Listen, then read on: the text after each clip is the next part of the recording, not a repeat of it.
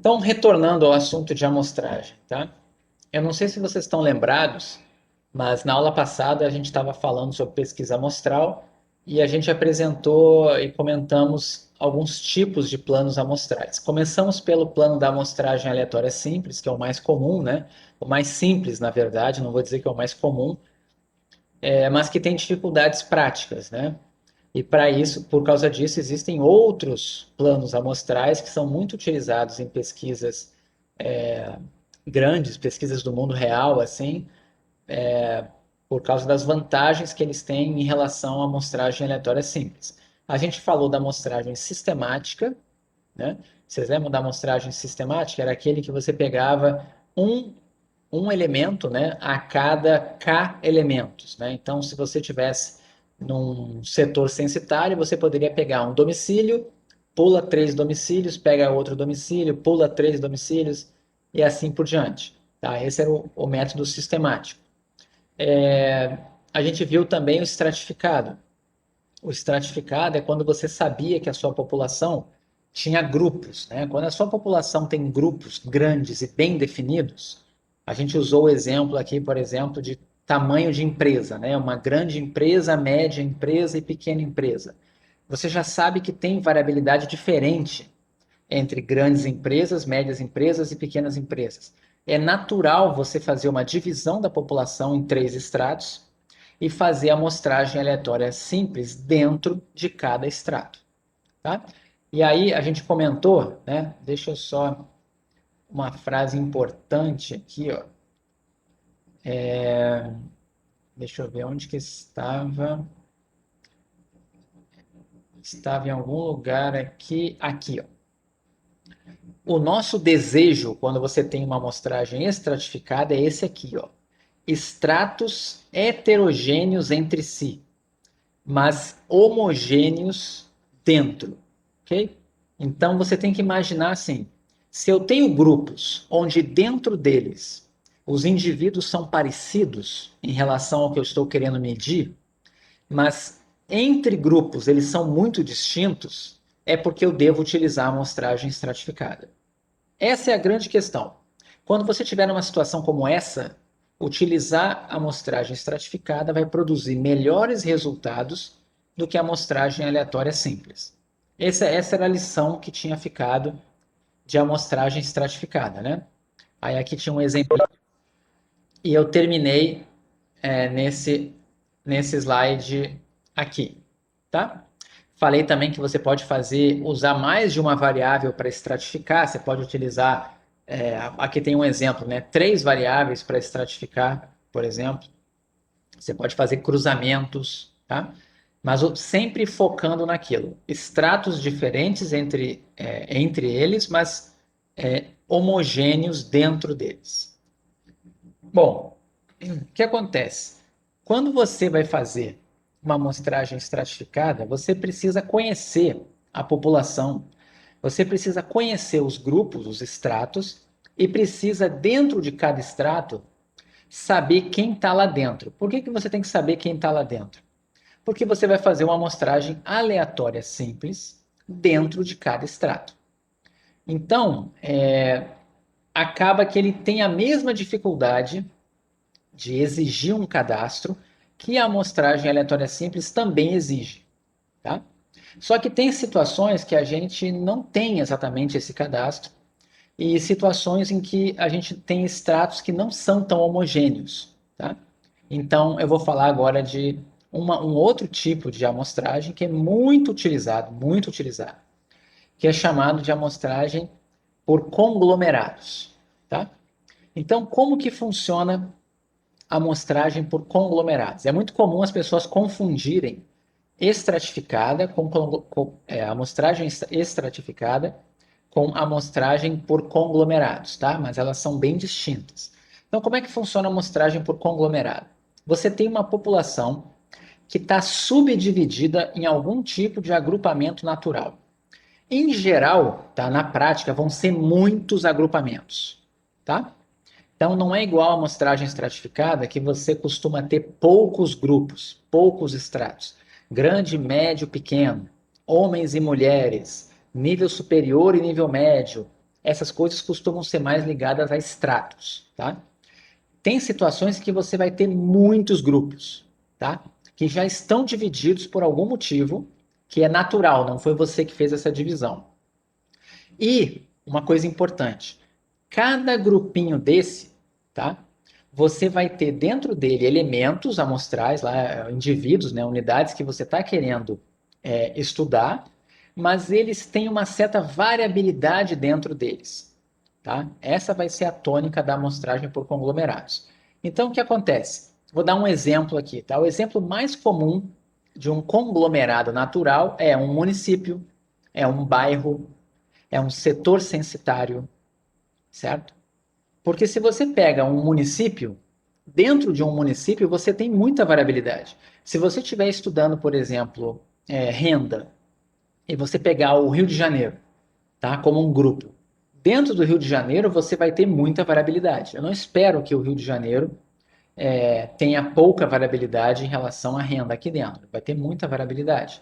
Tá? Em geral, áreas geográficas, tá? Que são divisões que não tem nada a ver com a variável que você está medindo, costumam ser a variável que cria os agrupamentos naturais de conglomerados. Percebam bem a diferença, tá?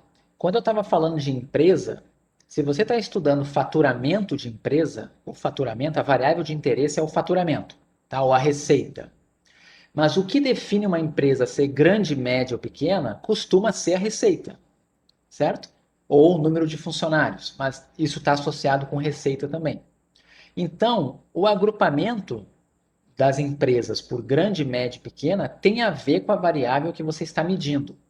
Esse é o típico caso também de amostragem por amostragem estratificada.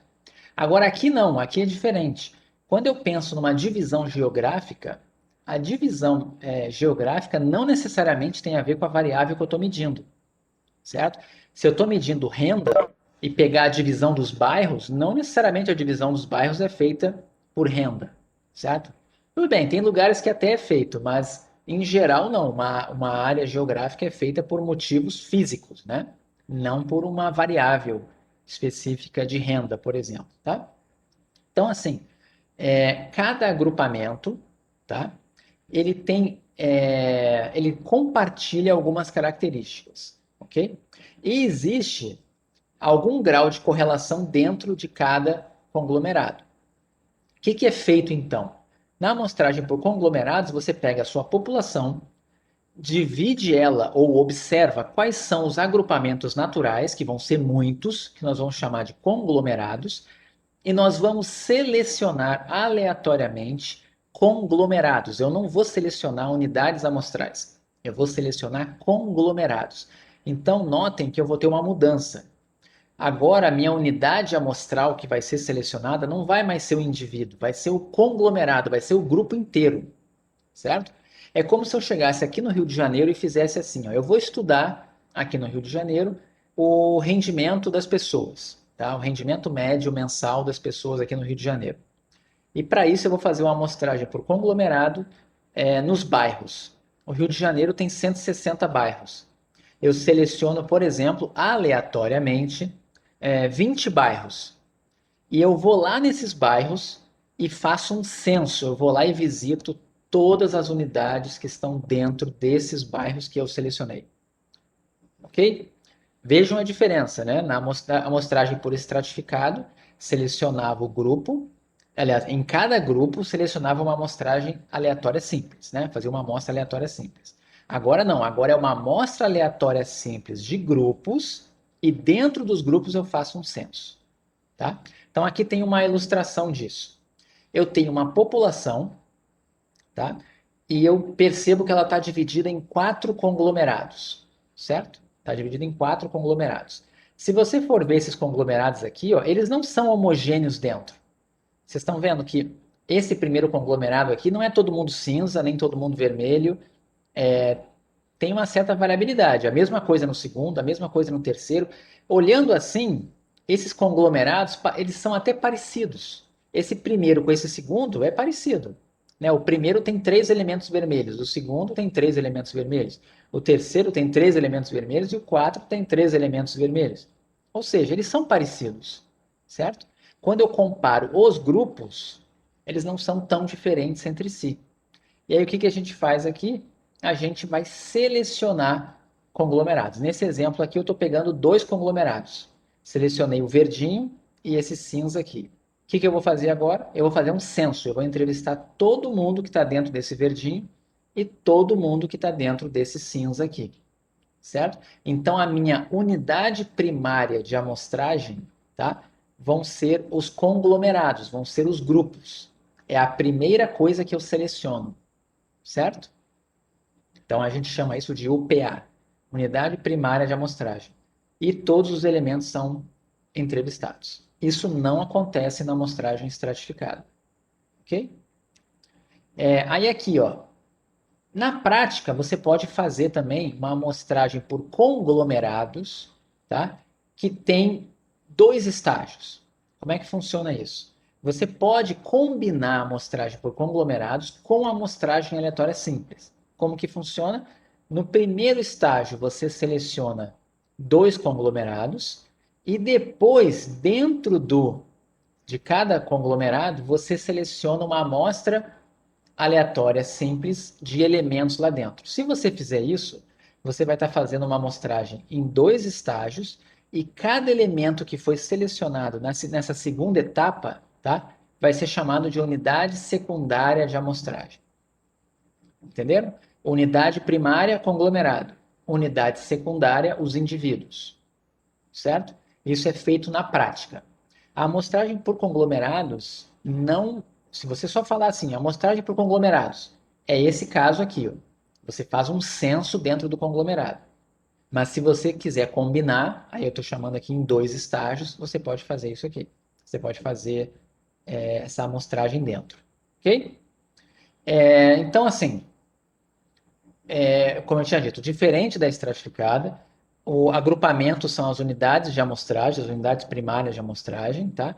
E a eficiência vai depender do quão homogêneos são os conglomerados. Aí agora é o contrário da amostragem estratificada. Eu quero conglomerados com muita variabilidade dentro e que tenha pouca variabilidade entre. O que significa isso? Eu quero que os meus conglomerados sejam todos parecidos. Mas dentro de cada um deles, eu quero que tenha o máximo de variabilidade possível. Quando isso acontecer, esse método vai ser melhor que a amostragem aleatória simples. Entenderam? Mais ou menos como é que funciona? Então, ele é o oposto da estratificada no objetivo. Na amostragem estratificada, os grupos têm que ser homogêneos, os estratos têm que ser homogêneos. Na amostragem por conglomerados, os meus grupinhos têm que ser heterogêneos dentro deles e homogêneos entre. Ok? Todo mundo entendeu isso? A diferença da amostragem por conglomerados e a amostragem estratificada? Esses são os métodos, assim, que são os métodos base, tá? Da amostragem que é feita em pesquisas amostrais, tá? Aí aqui tem um exemplo de amostragem por conglomerados em pesquisas, tá? População. Estudantes de escolas secundárias. Qual é a variável de interesse? Planos de carreira. Unidade de referência, estudante. Conglomerado, turma. Tá? Outra aqui, população de interesse, visitantes de parques nacionais.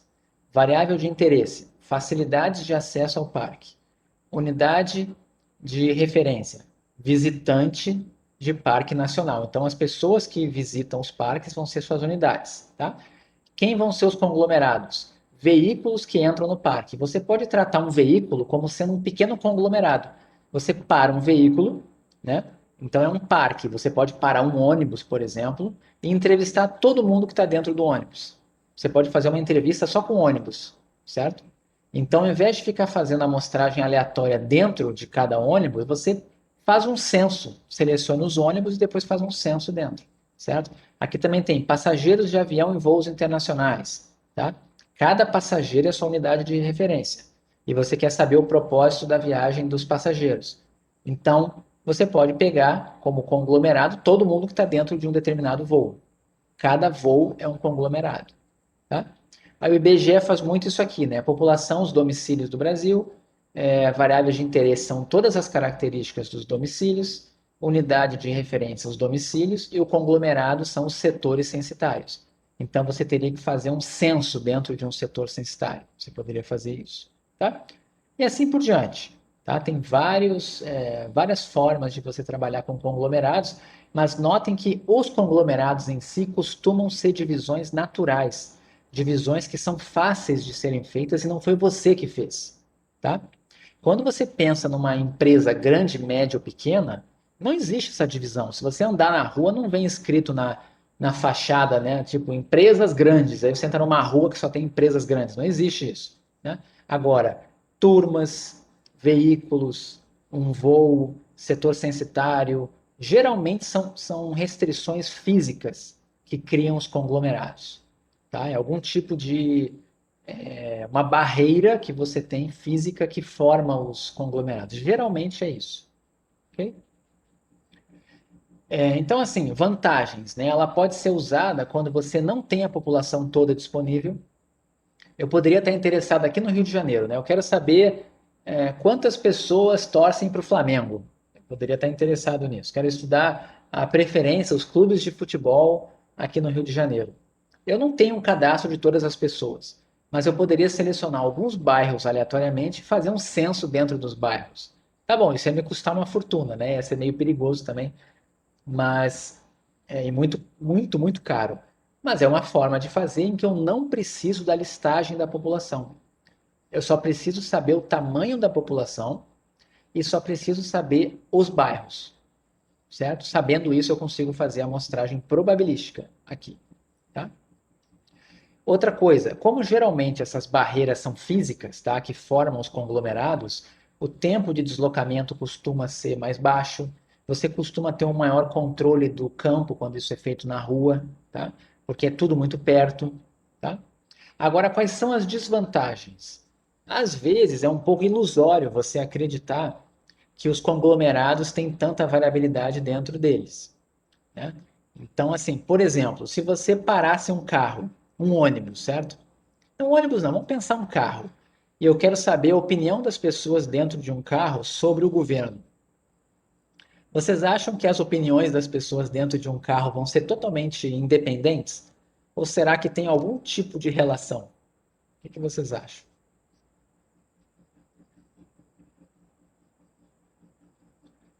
Você para um carro na rua e tá cheio, tem 5 adultos dentro e você pergunta: Ei, você está a favor das políticas governamentais relacionadas a tal coisa? Né? Provavelmente vai ter alguma relação, né?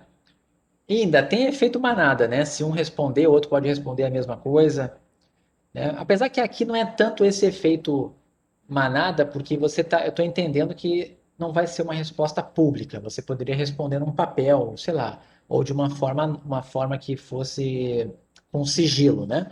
Mas o mais importante é o fato delas estarem próximas pode fazer com que elas tenham valores parecidos nas variáveis que você está interessado em medir. Tá? E isso acaba indo contra o objetivo da amostragem por conglomerados, que é de encontrar conglomerados que são heterogêneos dentro. Tá? Mas, enfim, ela é muito utilizada. E quanto mais homogêneos forem os conglomerados, né, menos eficiente vai ser essa amostra. Tá? Então, pensem assim, se você entendeu bem a estratificada, pensa no oposto, vai ser a conglomerados, tá? Então, estratificada, poucos estratos. Conglomerados, em geral, muitos estratos. Estratificada, estratos homogêneos dentro. Conglomerados, estratos heterogêneos dentro, certo? E por fim, estratificada, muita variabilidade entre conglomerados, pouca variabilidade entre conglomerados. Ok? Pensa que um é o oposto do outro. E assim, o que acaba também acontecendo em pesquisas complexas, né? As pessoas misturam os métodos de amostragem. O IBGE faz muito isso.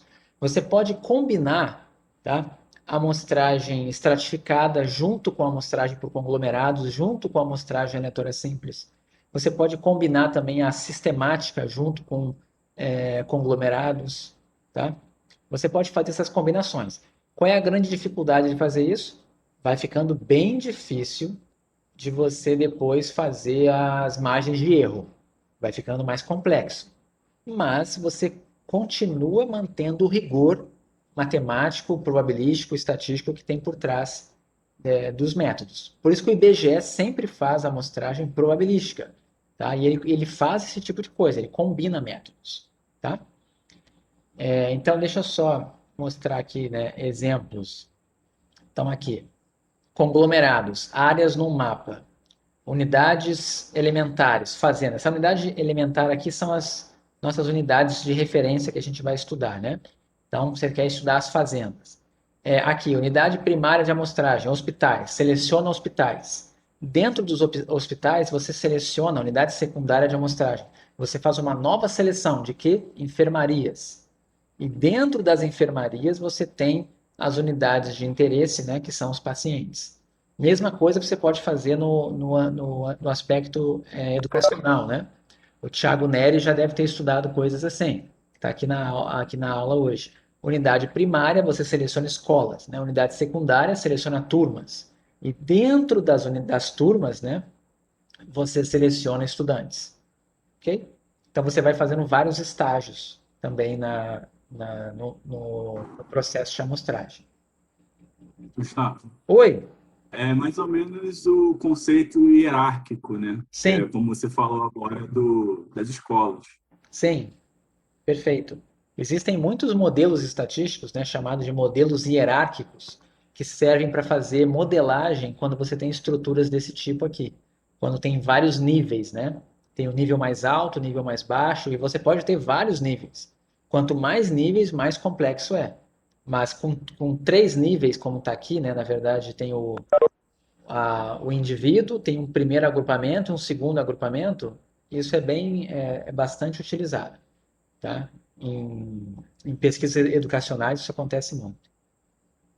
Mas a gente não fala disso aqui, né? Nesse curso. Esse tipo de modelo não entra aqui. Bom, aqui é só um exemplo da PNAD contínua, tá? Isso aqui é um texto tirado da página do IBGE.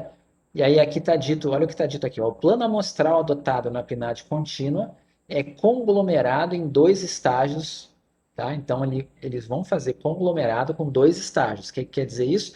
Seleciona conglomerado e depois dentro do conglomerado seleciona ainda tem um segundo estágio que você vai selecionar unidades, né, amostrais ali.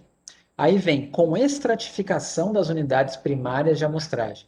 Então, esses conglomerados ainda são estratificados. Você tem estratos, e aí dentro dos estratos você tem os conglomerados, e dentro dos conglomerados você faz a seleção depois no segundo estágio da unidade secundária de amostragem. Tá? Então, tem aqui, ó, no primeiro estágio, são selecionadas essas unidades primeiras de amostragem com probabilidade proporcional ao número de domicílios, né, dentro de cada extrato. Deixa eu ver o que fala do segundo aqui. Tá, no segundo estágio, são selecionados 14 domicílios particulares permanentes ocupados dentro de cada unidade primária de amostragem da amostra, por amostragem aleatória simples. E aqui tem um cadastro, né? Sempre que você for fazer amostragem aleatória simples, você vai precisar de um cadastro, tá? Então, isso aqui é só para mostrar para vocês que é algo bem complexo. Nesse curso aqui, eu não vou ficar fazendo esse tipo de mistura e coisas. Isso aqui, se você fizer a disciplina de amostragem, isso vai aparecer para você com mais detalhes. Aqui é só para você saber do que se trata. Você entender o conceito de estratificação, para que se faz estratificação, e o conceito também de amostrar por conglomerados. Por que se faz isso e qual o ganho que se tem com isso, tá? Então, nesse curso aqui, o que importa é entender esses conceitos, tá bom? Bom, o que acontece? Você tem outros tipos de amostragem, tá? Então, eu fechei, assim, as amostragens principais que tem, né? Então, aleatória simples, sistemática Tá, vamos lá. A Daisy perguntou, que tipos de erros que podem ter na PNAD contínua? Então, teoricamente, na PNAD contínua só tem erro amostral. Não tem outros erros, né, como tem nessas aqui que eu vou apresentar agora, porque é uma amostragem probabilística. Ela é complexa, certo? É extremamente complicado de fazer as contas lá das margens de erro, mas as margens de erro elas vêm totalmente da estatística, da inferência da probabilidade, certo? Então, assim, a amostragem que é feita para a PNAD contínua é um procedimento bem complexo, mas ele é feito com todo rigor estatístico, certo? Então, quando você pergunta qual o tipo de erro, é só o erro amostral que tem, e ele é feito da melhor maneira que se conseguiu fazer, combinando vários métodos. Tá? E é um dos esquemas de amostragem assim, mais complexos e grandes, né, que se tem no mundo, é a PNAD contínua. É diferente do que eu vou falar agora aqui. Tá? O que eu vou falar agora são métodos que você não consegue saber a margem de erro. Você não consegue. Tá? E aí eu vou comentar aqui rapidamente. Gustavo, Oi. na prática, então, a gente vai usar normalmente o conglomerado em vez do estratificado. Porque, por exemplo, se eu quero fazer uma amostra da minha pesquisa, normalmente o grupo, vou inferir que ele é heterogêneo, não? Assim, é como essa dúvida, você escolhe antes ou depois que você Não, sabe os seus não, dados? depende do objetivo. Vamos pensar aqui, por exemplo, assim, né? Você quer estudar a opinião das pessoas em relação a algum assunto, certo? Vamos imaginar que a opinião das pessoas, segundo algum assunto, possa variar de acordo com a escolaridade da pessoa. Vamos imaginar isso. Por exemplo, é uma empresa que tem, sei lá, uma Petrobras da vida lá, 40 mil empregados, tá? E você vai fazer um plano de cargos novo e você quer saber a opinião dos funcionários, certo? Mas vamos imaginar que para quem está no nível superior é diferente de para quem está no nível médio. As propostas são diferentes, os valores são diferentes, e eu estou interessado numa opinião, tá? Que vai ser muito afetada por causa do nível de escolaridade ou do cargo que essa pessoa ocupa dentro da empresa. Então, o que você faria? Você pode dividir essa população em dois grupos, o grupo do nível superior e o grupo do nível médio, certo? E isso seriam estratos. E aí, dentro. Por que eu estou fazendo isso? Porque eu acredito que no nível superior as opiniões vão ser mais parecidas, né? No nível médio elas vão ser mais parecidas, mas eu vou ter muita diferença de opinião de nível médio para nível superior. Se eu fizer uma pesquisa assim e tendo o cadastro de pessoas, eu preferiria fazer a amostragem estratificada do que a aleatória simples. Porque eu faria uma amostragem aleatória simples dentro do nível superior, uma aleatória simples dentro do nível médio. E aí faria a minha pesquisa. Agora vamos imaginar de forma diferente. Imagina que a Petrobras tem 30 prédios no centro da cidade, certo? Você quer estudar o mesmo assunto, a opinião das pessoas de acordo com o cargo. Por algum motivo, você não sabe quantas pessoas, você não sabe exatamente onde estão as pessoas de nível superior, você não tem um cadastro. Você só sabe quantas pessoas tem na Petrobras. Você não tem essa informação de nível superior e nível médio, tá? E você sabe que a Petrobras está ocupando, eu falei, né, 30 prédios. Vamos imaginar que ela ocupa 30 escritórios aqui no Rio de Janeiro ou no Brasil, que seja. Você poderia pensar assim, poxa, como cada prédio deve ter nível superior, nível médio, deve ter uma certa variabilidade natural. Eu não acho que um prédio que fica na Avenida Chile, aqui no Rio de Janeiro, e o prédio que fica na Almirante Barroso vai ter muita diferença de opinião, porque os prédios eles são homogêneos quando eu comparo prédios. Mas quando eu comparo dentro do prédio, eu acho que tem bastante variabilidade. Então, o que eu decido fazer? Dos 30 prédios da Petrobras, eu seleciono, sei lá, 5 prédios e faço um censo dentro desses prédios. Se eu fizer dessa forma, eu estou fazendo a amostragem por conglomerados. Qual é a vantagem de fazer assim? Facilita a coleta, porque eu pego todo mundo dentro do prédio, tá? Eu também não precisaria saber cada pessoa, né? Do tipo assim, eu não teria que saber para cada funcionário onde ele trabalha. Bastaria eu chegar no prédio e falar, eu quero fazer um censo aqui. Quem senta aqui? Você me responde a pesquisa. Você não precisa do cadastro. E você não ia também saber quem é nível superior, quem é nível médio. Você ia fazer a pesquisa direto. Então, nesse caso, seria melhor a amostragem por conglomerados. Então, tudo vai depender de acesso à população, se você tem as variáveis para poder fazer uma amostragem aleatória simples dentro, tem que ter algum tipo de cadastro, e as questões físicas, né, de dinheiro. Imagina você ter que fazer uma pesquisa que você vai acabar tendo que visitar os 30 prédios. Isso pode ser mais caro do que você selecionar 6 prédios e fazer um censo dentro dos 6 prédios, desde que você selecione os 6 prédios aleatoriamente. Então, não tem uma resposta certa do que você está me falando. Vai depender do objetivo e das informações disponíveis da população. Certo? Ok? Entendeu a diferença? Foi? Sim, sim. Tá bom. É que acho que você não estava vendo a tela, Gustavo. Não, eu não estou vendo, eu não vejo vocês agora, porque eu estou compartilhando, aí vocês somem, aí tem que escrever ou falar, senão eu não vejo. Tá bom? Então vamos lá. Agora vamos falar de métodos que não satisfazem nenhum tipo de critério de aleatorização. Não tem nada probabilístico. Não tem nenhum procedimento envolvendo aleatoriedade, certo? Quando você faz pesquisas desse tipo, você não vai poder fazer margem de erro, tá? Elas vão ser desconhecidas. Então, eu vou falar rapidamente aqui de amostragem, né, de amostras de voluntários, conveniência, julgamento e cotas, tá? Então, amostragem por voluntariado, né? Quando os elementos entrevistados se oferecem para participar do estudo. O que vocês acham de uma pesquisa composta apenas por voluntários?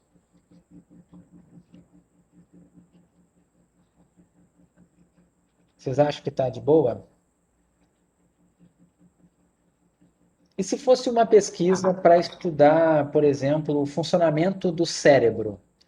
E essas pessoas são voluntárias e depois que morrerem, elas vão doar o cérebro para pesquisa. Então, o cérebro delas está vindo porque elas se voluntariaram. Teria algum problema? Será que teria algum viés?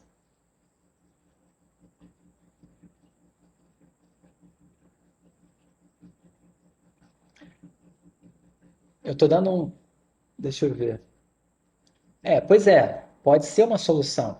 Esse exemplo que eu estou dando agora aqui do cérebro é só para falar para vocês que, assim, o fato de uma pessoa ser voluntária ou não pode até afetar a opinião dela. Se envolver dinheiro, pode afetar muito também. Imagina que eu vou fazer uma pesquisa para falar de renda, hábitos de consumo, e eu faço uma pesquisa com voluntários e eu digo que eu dou R$ 1.000 para quem quiser participar dessa pesquisa. O que vai acontecer? As pessoas que mais precisam de dinheiro vão fazer fila para participar da minha pesquisa. Se eu estiver estudando qualquer variável econômica, ela vai estar influenciada por isso, certo? Ou então, né, pesquisa de satisfação costuma ser feita com voluntários, né? Você não é obrigado a falar. Mas geralmente quem fala ou está muito brabo ou está muito satisfeito, sendo que o mais provável é estar muito insatisfeito, né? Agora, se o que eu estou querendo pesquisar não tem muito a ver com o fato da pessoa ser voluntária ou não, como, por exemplo, uma questão física, né? Do tipo, vou estudar o olho, né? Eu quero fazer uma pesquisa lá para ver o funcionamento do cérebro, eu quero ver alguma coisa que está lá dentro. Pode até ser que tenha alguma relação, que pessoas voluntárias têm um estilo de vida de pessoas diferentes, das pessoas que não são voluntárias, mas é mais difícil de defender isso, né? Se você pegar 30 pessoas voluntárias e descobrir que tem uma certa característica no cérebro que está relacionada com o Covid, por que você vai achar que isso não é verdade no restante da população? Né?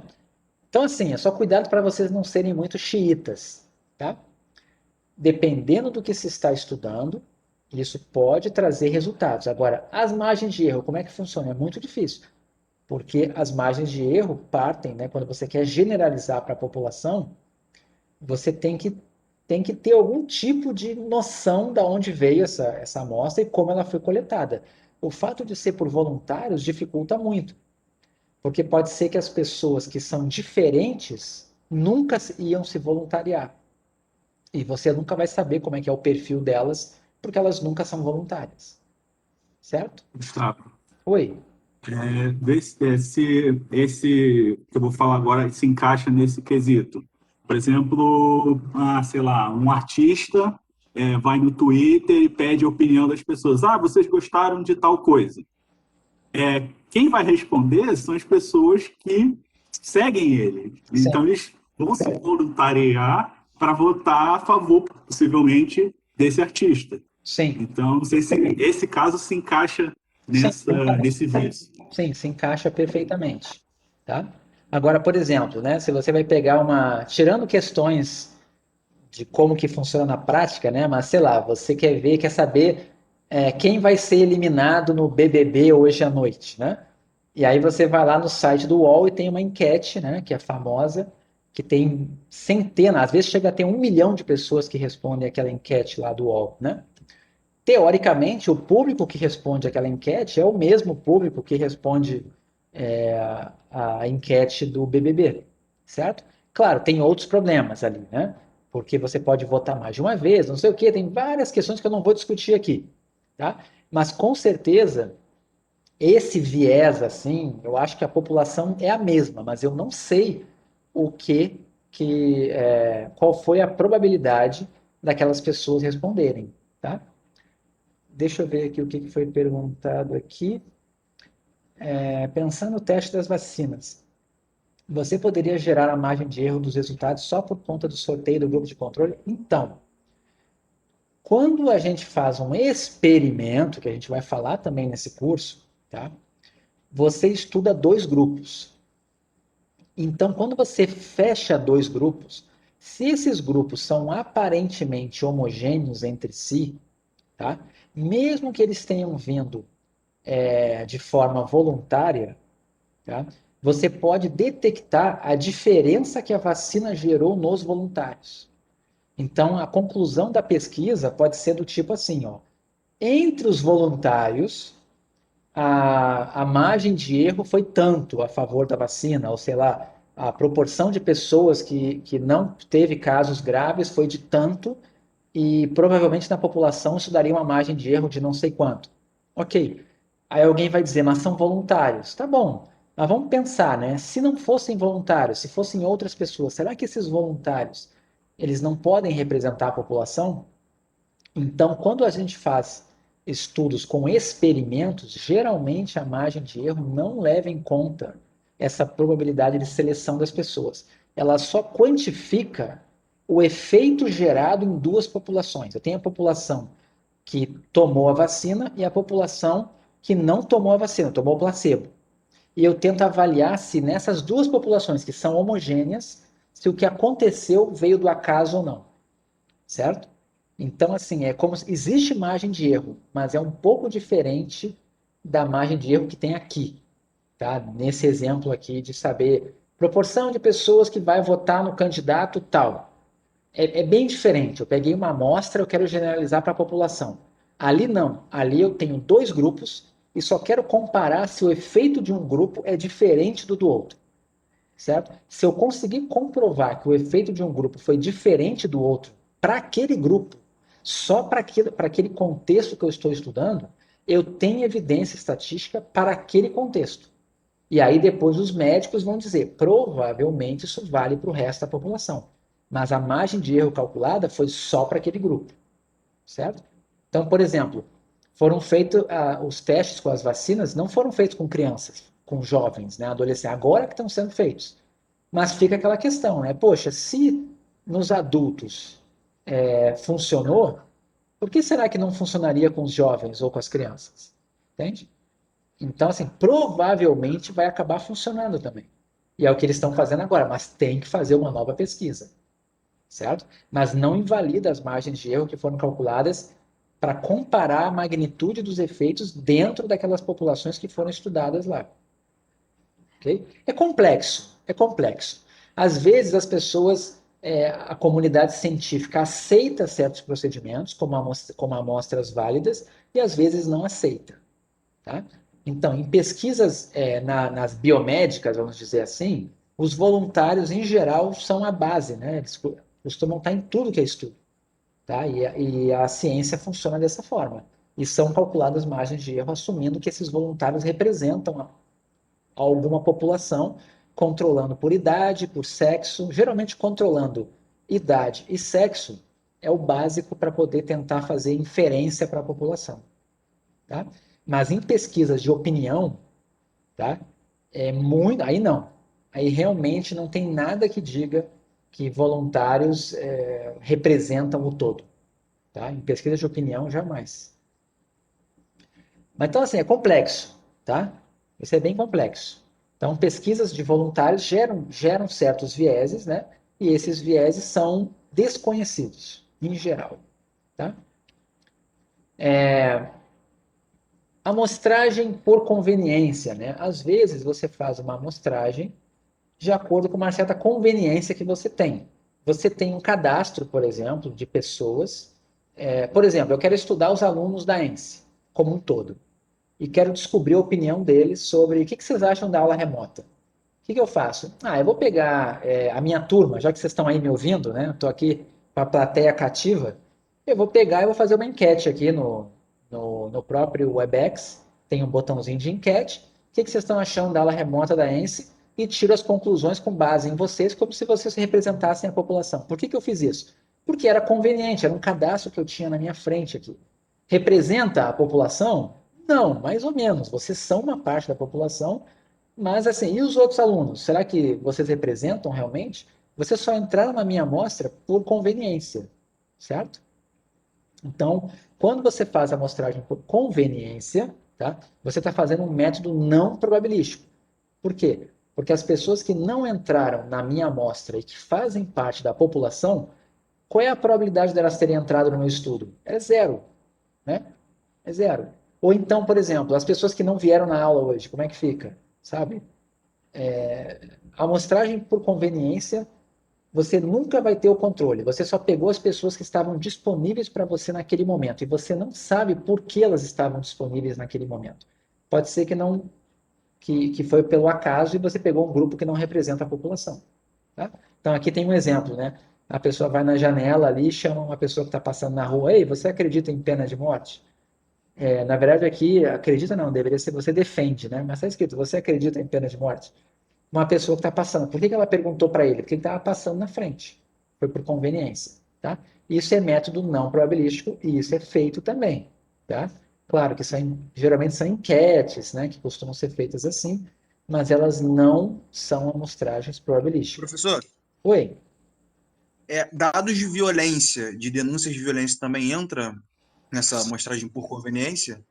Depende, né? Se você pegar o registro oficial, aí não é conveniência, né? Como que seria essa amostragem que você está falando? Eu pegar Assim, por exemplo, dados de intolerância religiosa. Os dados da minha pesquisa que eu só tenho acesso Mas da onde você são pegaria dados de esses dados? Você ia entrevistar pessoas ou você ia pegar registros disso? registros Então, de denúncias. se você pegar a denúncia, você está pegando a população das denúncias. Isso você está fazendo, na verdade, um censo. Aí alguém vai dizer, pô, mas esse censo aí tem subnotificação, porque muita gente não vai denunciar. Ok, mas você está pegando um registro administrativo que é um censo. Você não pegou uma amostragem por conveniência. A amostragem por conveniência seria você decide ir todos os templos ou centros religiosos, né, que tem perto de onde você mora e fazer uma pesquisa com eles, porque eles estão perto da tua casa e você entrevista 10 estabelecimentos, né, religiosos e faz uma pesquisa com eles e tenta generalizar para toda a população. Aí você começa a perguntar para eles: você já sofreu intolerância religiosa? O seu estabelecimento já sofreu algum tipo de ataque?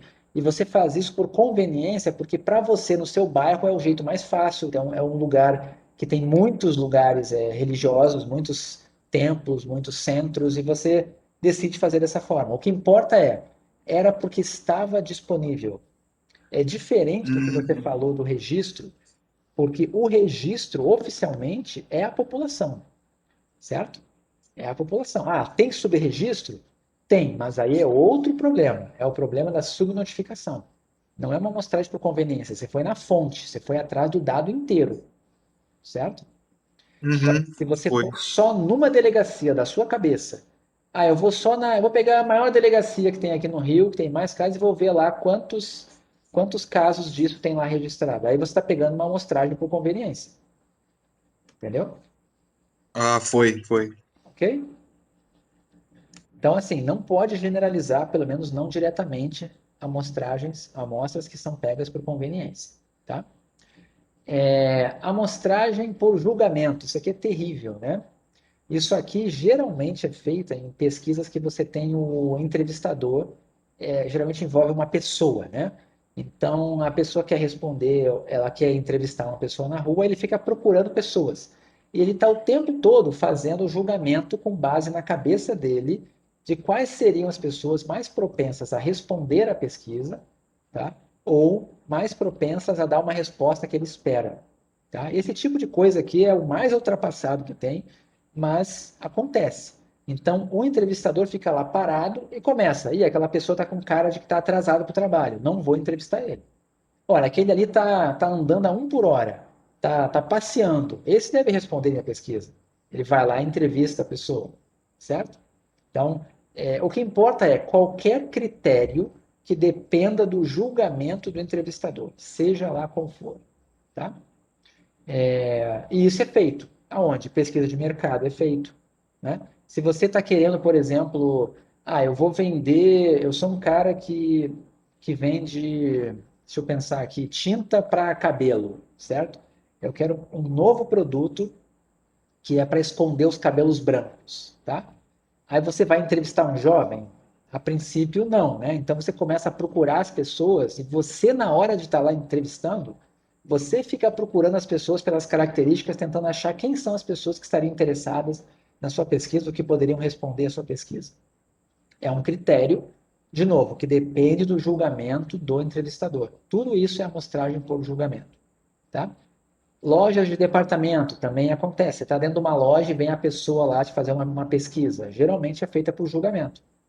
Se você olhar muito para o entrevistador, pode confiar que ele vai te entrevistar. Se você passar batido rápido, ele pensa, essa pessoa não está com pressa, né? Enfim. Mas, de novo, esse tipo de método não tem margem de erro, não tem como você fazer nenhum tipo de inferência nesse tipo de pesquisa. Serve para alguma coisa? Pode servir. Pois é, a Natália falou, não pode fazer contato visual, perfeito. Né?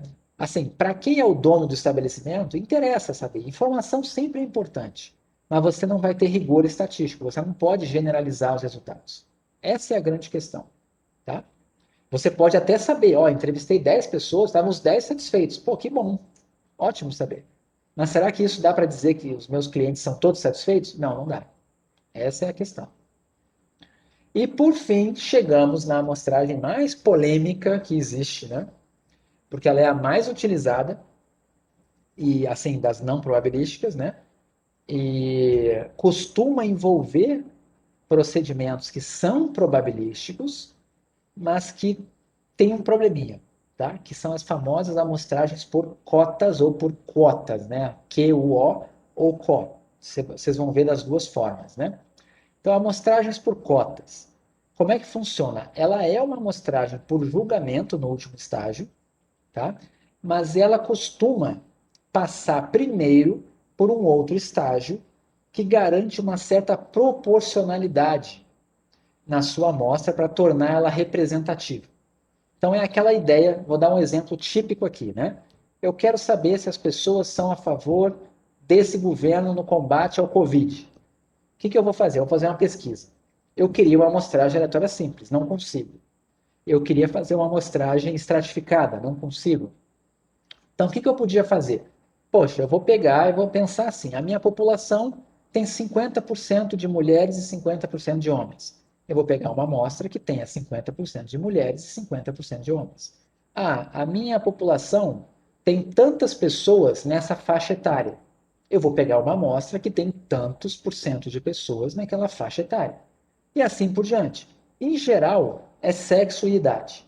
Tá? Mas você pode utilizar outras variáveis para isso. Tá? Você pode colocar também alguma variável socioeconômica, por exemplo. Tá? Então, pessoas das classes A e B, ou pessoas que ganham mais do que tantos salários mínimos, têm opinião diferente, você pode fazer coisas assim. E aí, como é que funciona? Às vezes, você até consegue fazer a amostragem estratificada Às vezes até consegue fazer alguma coisa probabilística no primeiro estágio. Você consegue selecionar um setor censitário, você consegue selecionar municípios de forma aleatória, bairros de forma aleatória, mas na hora do vamos ver, na hora do segundo estágio, quando você chega lá na frente das pessoas, você coloca um entrevistador parado na rua, geralmente, e ele para num ponto de fluxo que passam muitas pessoas. Por exemplo, aqui no Rio de Janeiro, você pode parar ali perto da estação do metrô da Carioca. É um local que passa muita gente. E aí você chega ali e começa a preencher as suas cotas. Você começa entrevistando as pessoas e você anota qual a sua idade, né? Sexo, idade, por exemplo, ou escolaridade, as variáveis que você está usando para formar as cotas. A pessoa respondeu e você marca lá um xizinho. O primeiro já foi. Então, se você quer entrevistar 1.000 pessoas assim, vai chegar um ponto, vamos imaginar que você já entrevistou 500 homens, certo? E entrevistou 400 mulheres. 500 homens e 400 mulheres. Estão faltando 100 pessoas para a sua pesquisa acabar. Vai começar a passar homem na sua frente e você vai deixar passar. Vai deixar passar porque você não pode mais entrevistar homem. Você já preencheu a cota de homem. Então vai chegar mulheres. Aí você começa a entrevistar. Fechou a cota. Só que isso é feito de forma conjunta. Você fica do tipo assim, eu preciso de 10 mulheres da faixa etária tal, eu preciso de 5 homens da renda que tenha mais do que ganhe mais do que tantos salários mínimos. Você vai preenchendo essas cotas e quando você terminou a sua pesquisa, você vai ficar com uma amostra que tem as mesmas proporções que existem na população. Certo? Aparentemente parece uma coisa legal, certo? Porque você está mantendo as proporções populacionais. Mas qual é o grande problema disso aqui? Depois que você preencheu a cota, todas as pessoas que passam por você, você está ali coletando os dados. Todas aquelas pessoas que estão passando ali e que não podem mais ser entrevistadas porque elas não passaram na hora que você estava ali, você já preencheu a cota, eles têm probabilidade zero de entrar na sua amostra. E pior do que isso, e as pessoas que não passam ali? E as pessoas que passam na rua de trás? E as pessoas que estão em casa? Como que você faz? Você não sabe. Você não sabe por que, que elas estão em casa. Você não sabe quem está em casa. Você não sabe quantos estão em casa. Você não sabe nem quantos passaram ali. Essas informações são essenciais para permitir o cálculo das margens de erro. Certo? E isso não existe na amostragem por cotas. Então, assim, uma pesquisa por cotas de qualidade ruim é basicamente pessoas parando em pontos de fluxo de uma cidade e entrevistando pessoas até preencher a cota. O que é uma pesquisa por cotas melhorzinha? A pessoa divide a população em setores, em estratos, em conglomerados, divide a região e vai naqueles lugares lá, de forma a tornar o seu procedimento amostral probabilístico, pelo menos no primeiro estágio. Mas quando chega no estágio final, vem o viés da cota que você nunca vai saber qual é, certo? Então, por exemplo, a pesquisa do Ibope, as pesquisas do Ibope combinam métodos probabilísticos, mas no último estágio é por cotas. Datafolha também. E são os principais do Brasil. Então, todos que vêm depois deles é tudo por cota também. Tá? Então, ela é fortemente sujeita a viés e não permite que você calcule o erro amostral e nem os intervalos de confiança. Então, aquela margem de erro lá da pesquisa que vocês veem na televisão, aquilo ali é fake. Ok? É o melhor número que eles podem dar, mas que pode ser maior ou pode ser menor.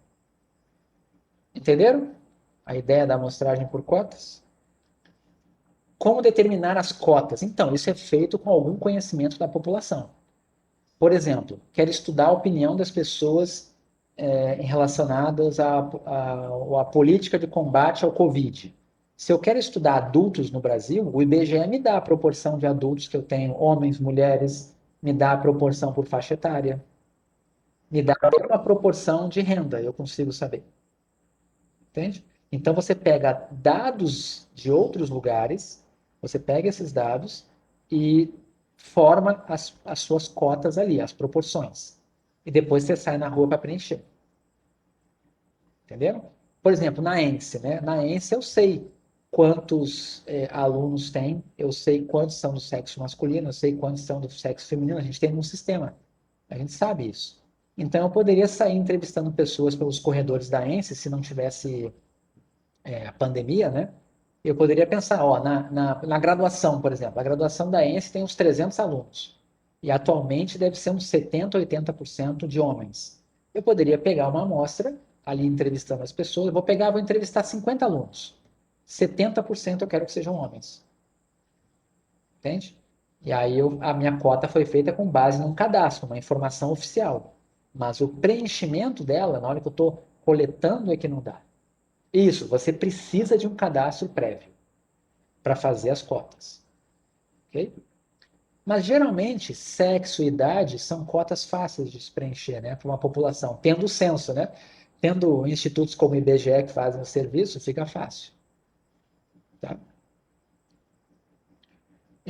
Outro tipo, né, que não está lá, mas é a amostragem por bola de neve. Não sei se vocês já ouviram falar.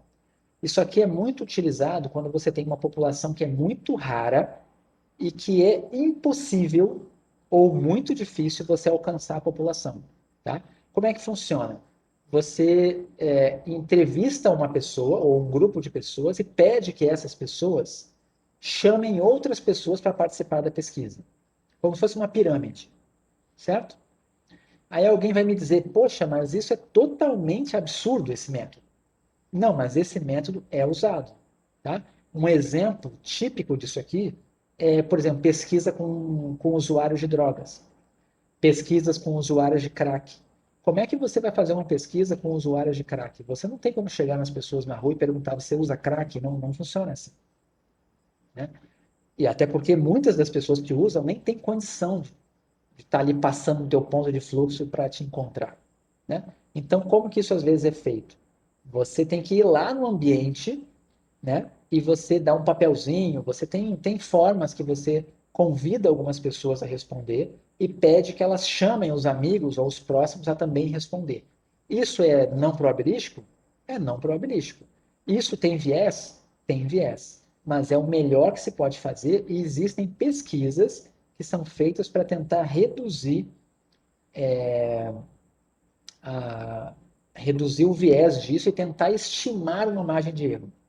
Porque é uma pesquisa que é bem controlada nesse sentido de você sabe quantas pessoas deram papel, quantas não retornaram, enfim.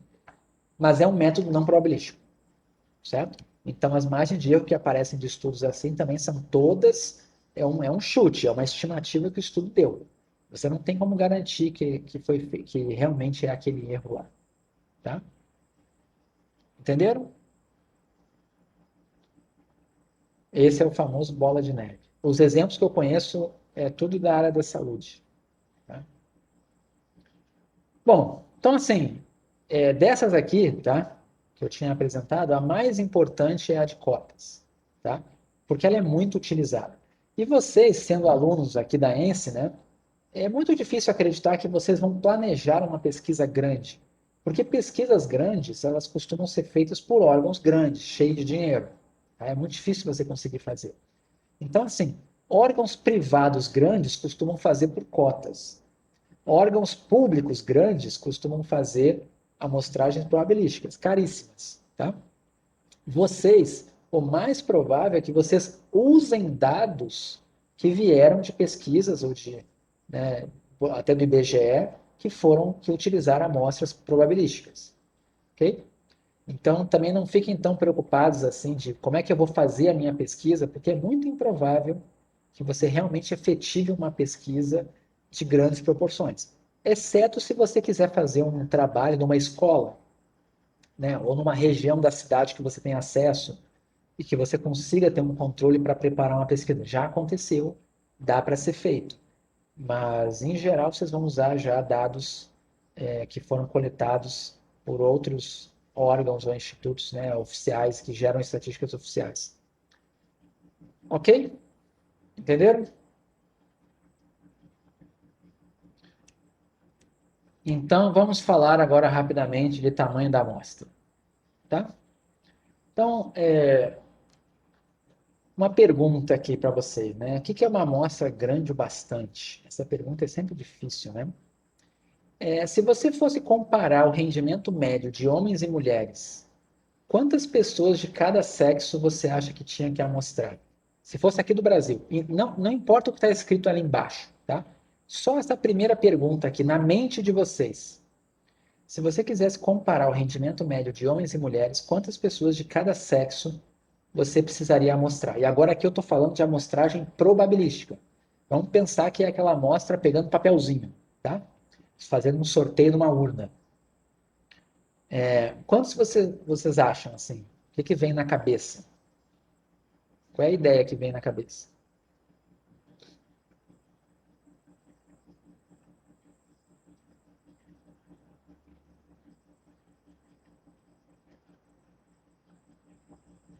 Ninguém quer chutar um número? 3.000? Esse 3.000 você já pensava antes?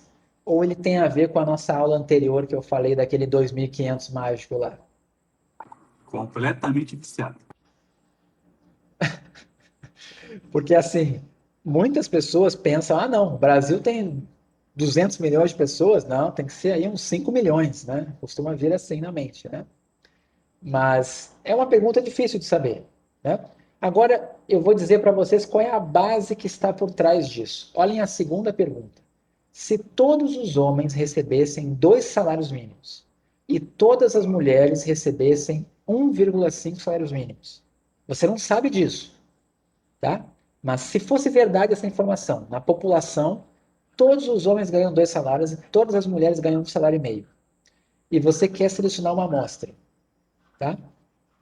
Você não sabe, tá? Mas qual seria o tamanho necessário de verdade para poder descobrir a renda dos homens e das mulheres no Brasil? Qual é o tamanho da amostra que precisaria pegar de homens e de mulheres?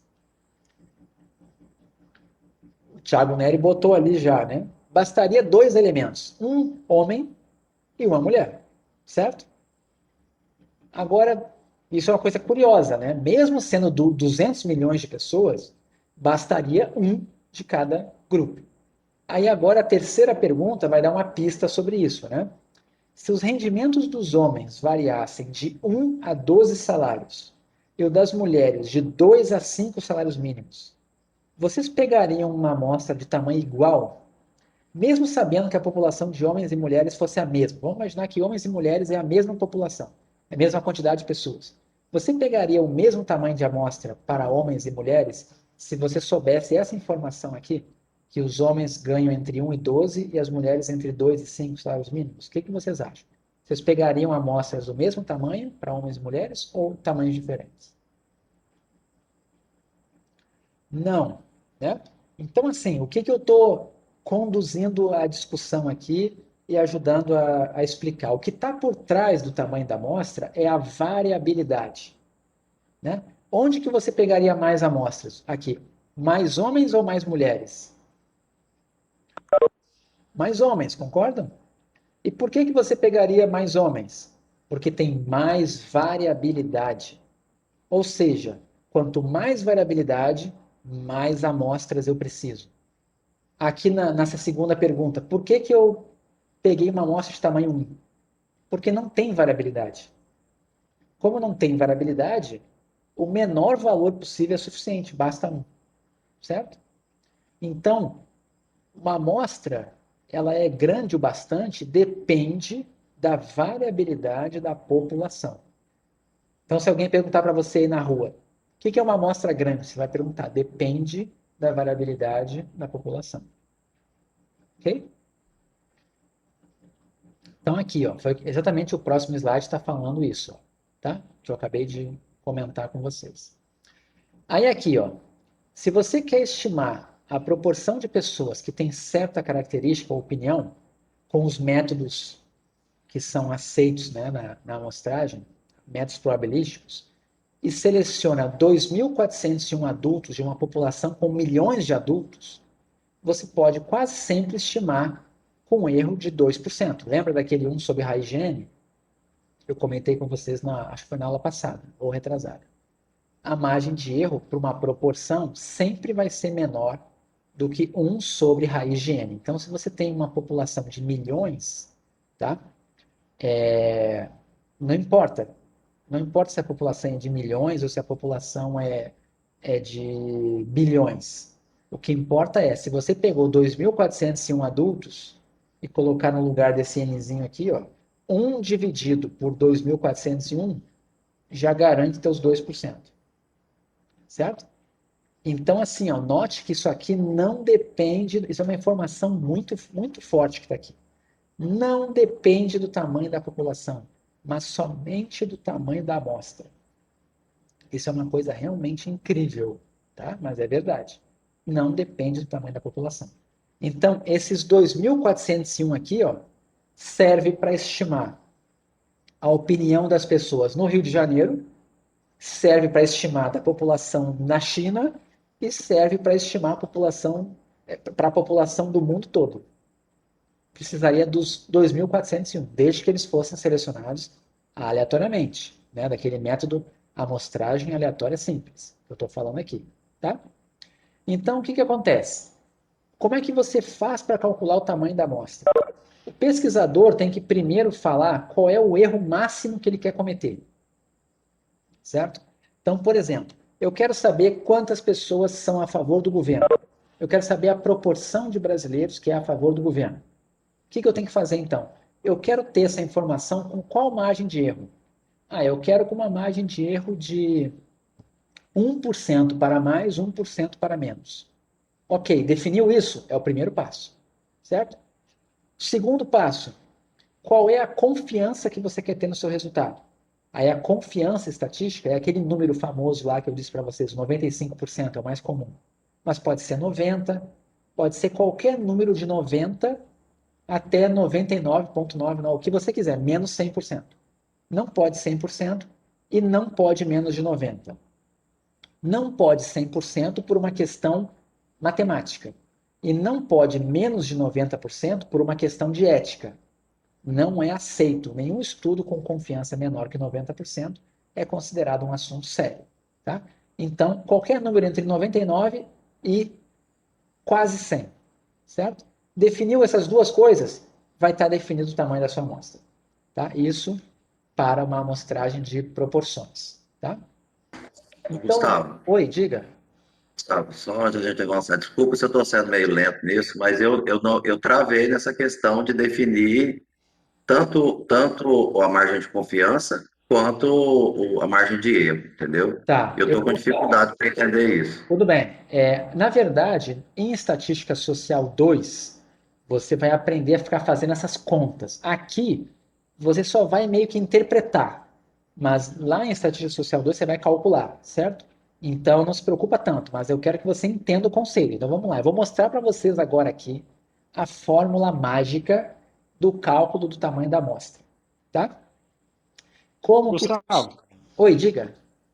é o Igor. Só tirar uma dúvida, assim. Você deu o exemplo da questão, por exemplo, da amostra, se eu for fazer uma estatística para saber, por exemplo, o quanto que o presidente tem, por exemplo, uma aceitabilidade na população brasileira. Eu poderia utilizar aqueles 2.401 como número estatístico de quantidade amostral. Isso. Mas isso, por exemplo, no caso do exemplo brasileiro, e aí eu estou tentando levar para a interpretação do conglomerado. Eu teria que fazer com que a minha amostra aleatória fosse distribuída de forma homogênea pelo país ou não teria uma interferência? Se eu concentrasse ela toda no estado de São Paulo, por exemplo, isso não daria um erro estatístico maior? Vamos lá. Esse 2.401 aqui é assumindo que você vai fazer a amostragem aleatória simples. Se você fizer a amostragem aleatória simples de 2.401 pessoas no Brasil e acontecer das 2.401 caírem em São Paulo, tá valendo. Só que a probabilidade disso acontecer é quase zero. Se você selecionar 2.401 pessoas de forma aleatória aqui no Brasil, vamos pensar, qual é a população do estado de São Paulo? Alguém sabe aí? Pode botar no Google rapidinho? Qual é a população do estado de São Paulo?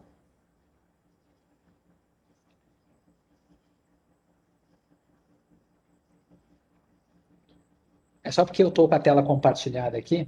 Tá, vamos imaginar 46 milhões. Vamos aproximar para 50 milhões, tá? Se fosse 50 milhões e o Brasil tem 200 milhões, certo? Vamos pensar assim. O Brasil tem 200, São Paulo tem 50. Vamos pensar assim. Então, São Paulo tem a quarta parte da população, certo? Quarta parte da população. Então, para cada um desses 2.401 indivíduos aqui, a probabilidade de cada um deles ser de São Paulo vai ser de 25%, 0,25. Vou selecionar o primeiro. Qual é a probabilidade de cair em São Paulo? 0,25. Vou selecionar o segundo. Qual é a probabilidade de cair em São Paulo? 0,25. Se você selecionar uma amostra de tamanho 10, pode acontecer dos 10 caírem em São Paulo. Mas uma amostra de 2.401, onde cada um deles tem 75% de chance de cair fora de São Paulo, isso não vai acontecer. Certo? Então, esse número aqui, ele está sendo feito assumindo que você tem amostragem aleatória simples. Se você quiser encontrar a fórmula para encontrar esse número para outro tipo de amostragem, a fórmula já é bem maior e vai depender dos estratos, vai depender dos conglomerados, vai depender da variabilidade dos conglomerados, vai depender da variabilidade dos estratos e vai ficando bem complexo. E você não vai ver ela em livro nenhum. Você vai ter que fazer isso, vai ser um trabalhinho que você vai ter que ficar aí escrevendo para poder encontrar. Mas os livros, o básico que as pessoas usam é esse aqui. Por que as pessoas usam esse? A maior parte das pesquisas de opinião, principalmente, é a amostragem por cota, certo? Não tem margem de erro. Qual que eles vão usar? Eles vão usar a mais simples que tem. Eles vão assumir que a amostra deles, apesar de ter sido feita por cotas, é semelhante à amostragem aleatória simples. Então, eles vão usar essa formulazinha aqui, ó. Essa é a fórmula mágica, tá? E eu vou explicar para vocês o que é cada coisa aqui, tá? E a imagem travou. Vocês estão me vendo? Vai me dizer que a minha internet falhou de novo. Vocês estão me ouvindo? Sim, Estamos vendo sim, pessoal. Ah, tá bom. Que bom. Então tá bem. Então deve ter sido alguma coisa por aí. Vê se é a sua internet.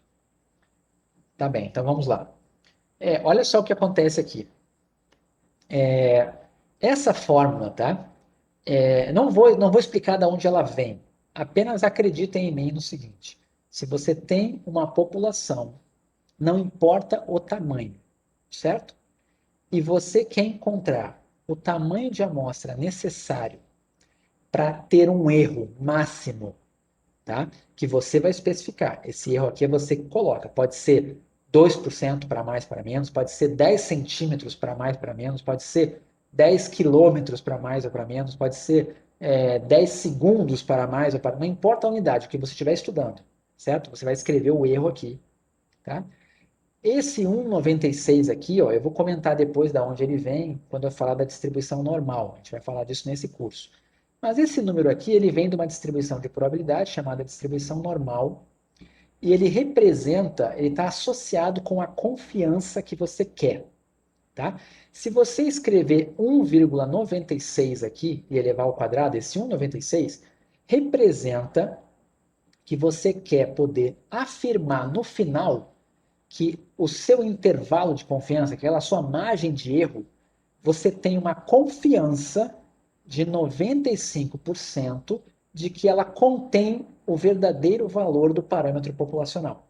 Então, por exemplo, eu fiz uma pesquisa para saber quantas pessoas são a favor do governo, certo? E aí deu um percentual de 40%.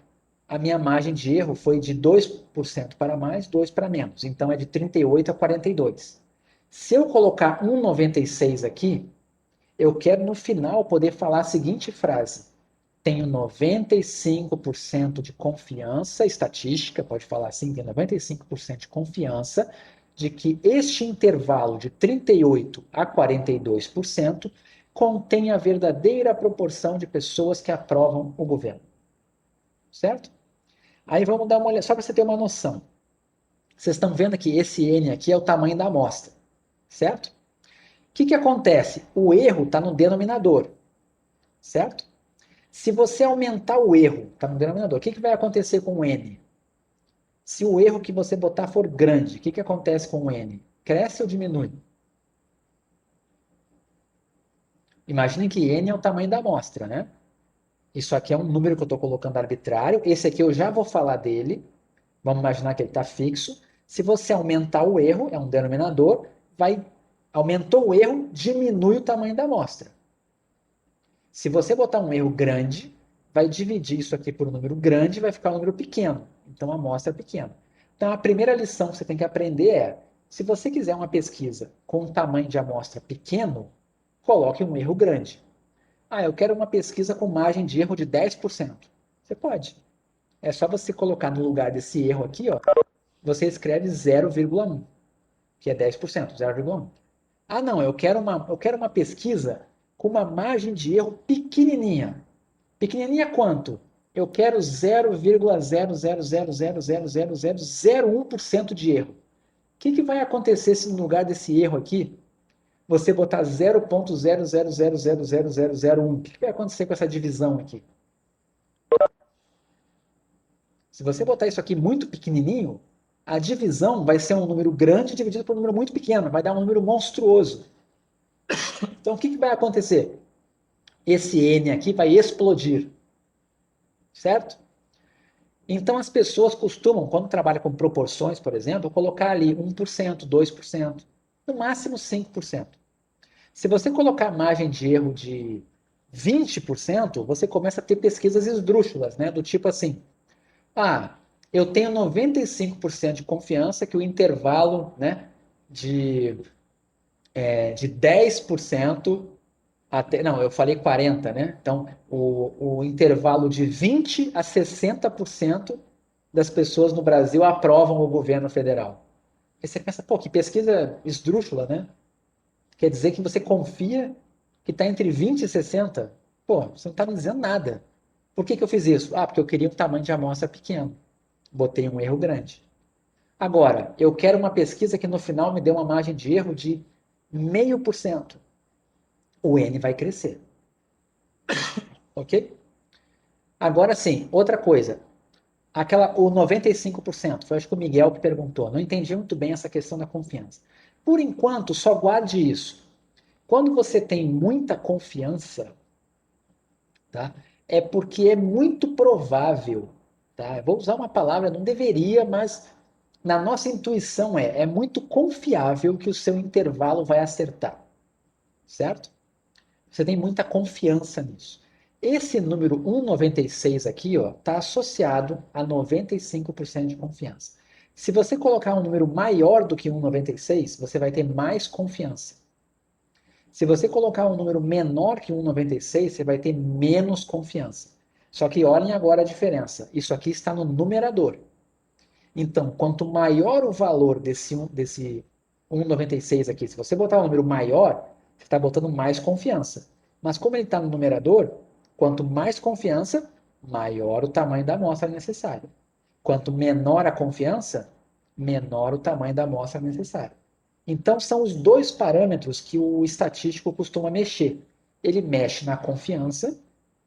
Se ele pode pegar a amostra grande, ele aumenta a confiança. Ele não bota 95%, não. Ele bota um outro número aqui que está associado, por exemplo, ao 99% de confiança. 99% de confiança está associado ao número 2,57. Se você botar 2,57 aqui no lugar de 1,96, você vai ter 99% de confiança. Certo? Agora, não, eu só quero 90% de confiança. Ao invés de 1,96, você bota 1,64. Se você botar 1,64, você vai ter 90% de confiança. Certo? São os dois parâmetros. Aí agora vem a mágica. A mágica estatística de por que somente pesquisas de opinião aparecem com margem de erro. Sabe por quê? Que só pesquisa de opinião aparece com margem de erro pelo seguinte: é impossível saber o tamanho da amostra se você não souber isso que está escrito aqui. Ó. Sabe o que está escrito aqui? Ó? Variância da sua população. Esse Y aqui é a variável que você está medindo. A gente não falou ainda sobre o que é variância, mas é uma medida de variabilidade, o quanto varia. Se a sua população varia muito, esse número aqui ó, vai ser muito grande. E aí, consequentemente, vai precisar de um tamanho da amostra grande. Se a sua população variar pouco, esse número vai ser pequeno. Então, o tamanho da amostra vai ser pequeno. E a pergunta é, como é que eu vou saber a variância da população se eu não tenho amostra, eu não tenho estudo, né? Por exemplo, eu quero saber qual o tamanho da amostra para estudar a altura média dos brasileiros. A fórmula está me dizendo que eu preciso conhecer a variabilidade de altura dos brasileiros. Eu não conheço isso. Então, não tem como você encontrar o tamanho da amostra para estudar a altura média dos brasileiros sem usar uma amostra anterior, sem usar um estudo anterior. Você vai precisar uma estimativa da variância para botar aqui para poder encontrar o tamanho da amostra. Então, além da estimativa, ainda vai entrar o erro máximo que você quer cometer e a confiança estatística. São esses dois parâmetros que o pesquisador define, e esse daqui você tem que conhecer da população, certo? Aí você vai me dizer, pô, professor, mas aí complicou, quer dizer que não tem como saber tamanho de amostra? Tem. Aí agora vem a mágica que eu comentei. Quando você está estudando proporções, por exemplo, proporção de pessoas a favor do governo, proporção de pessoas que votam no candidato tal, proporção de pessoas a favor da pena de morte, proporção de pessoas satisfeitas com algum serviço, tudo que envolve proporção tem uma questão probabilística envolvida. Sabe-se, pois é, Tiago, muito bem, saudade da Bernoulli.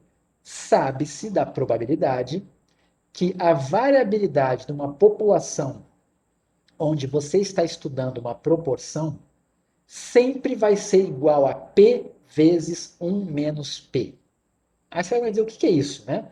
Vamos pensar assim. Imagine que na população, 20% das pessoas são a favor da pena de morte, certo? 20% das pessoas são a favor da pena de morte na população. Então, o P é 20%, é 0,2, certo? O que significa isso? Quer dizer que a variabilidade existente nessa população, em termos de ser a favor ou contra a pena de morte, é 0,2 vezes 1 menos 0,2, que é 0,8. Então, vai ser 0,2 vezes 0,8. Esse é o valor da variância. A gente sabe a variância, tá? E aí eu quero mostrar para vocês uma coisa aqui no quadro. O que acontece?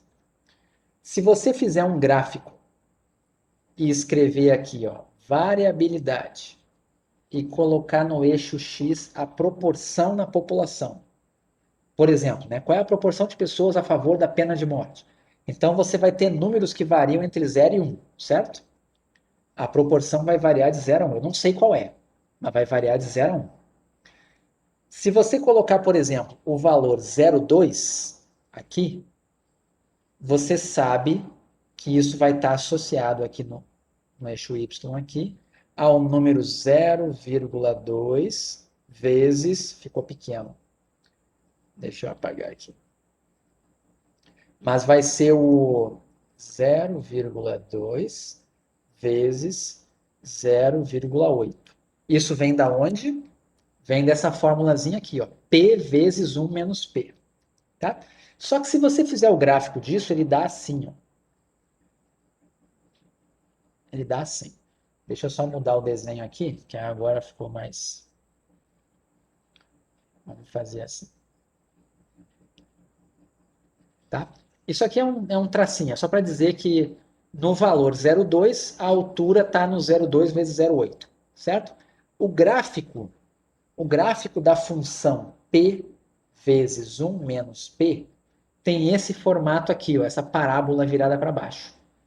O que significa isso? Existe um ponto máximo aqui. Existe um máximo que está bem aqui, né? É o máximo. E sabe aonde que está esse máximo? Ele está exatamente quando o P é 0,5. Quando o P é 0,5, quanto que vai ser a variabilidade? Se você colocar P igual a 0,5, vai ficar 0,5 vezes 0,5. Vai dar aqui 0,25. O ponto aqui, ó. Certo? Então, o que significa? Para uma proporção, você sabe que a variabilidade nunca vai ser maior do que 0,25. Nunca, nunca será. Certo? Então, o que as pesquisas eleitorais, pesquisas de opinião fazem? eles colocam no lugar dessa variabilidade aqui, ó, eles colocam o número 0,25. Certo? Então, se você quer guardar para a sua vida, né, se alguém perguntar para você qual o tamanho de amostra necessário numa amostra aleatória simples, é muito fácil. Você chega e fala, você quer estudar o quê? Uma opinião? É uma opinião que você quer? Então tá bom, então a fórmula é essa daqui, ó. Qual é a confiança que você quer? Ah, eu quero falar no final que eu tenho 90% de confiança. Beleza. 1,64. Isso vem de uma tabela. Eleva ao quadrado. Vezes. Está estimando uma proporção? Tô. Então bota 0,25 aqui. Qual é o erro que você quer cometer? Ah, eu quero cometer um erro de 5% para mais, 5% para menos. Beleza. 0,05 ao quadrado. Acabou. Está aqui a fórmula que você precisa. Aí a pessoa falou, não, mudei, eu não quero mais 90%. Eu quero ter mais confiança estatística. Eu quero ter 95% de confiança nos meus resultados. Beleza. 1,96. Quero mais confiança. É só aumentar aquele número ali. Eu quero menor erro. É só diminuir esse daqui. E essa é a fórmula que todo mundo usa. É a fórmula que o Ibope usa, que o Datafolha usa, que no fundo eles nem usam.